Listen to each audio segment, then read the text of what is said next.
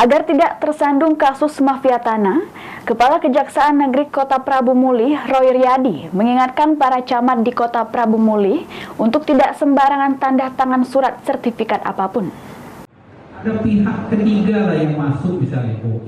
Kepala Kejaksaan Negeri Kota Prabu Muli, Roy Riyadi, mengingatkan kepada camat agar tidak sembarangan menandatangani surat sporadik atau dokumen penting dalam kepemilikan tanah.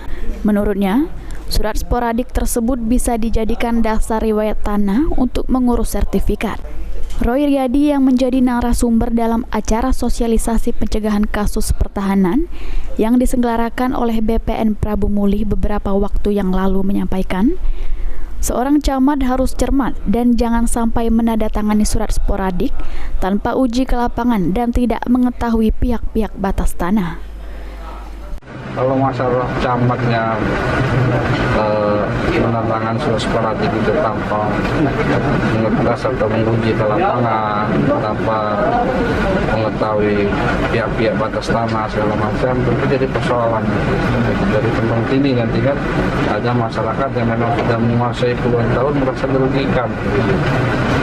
Bisa dipidana kalau terbukti? Bisa lah, bisa dipidana. Kalau camat terima suap dari tangan sporadik itu kan korupsi. Masyarakat yang menemukan adanya praktik mafia tanah atau kedapatan tanahnya diserobot oleh pihak yang tidak bertanggung jawab bisa melaporkan ke Kejari Prabu Muli. Beni Firdaus, PAL TV.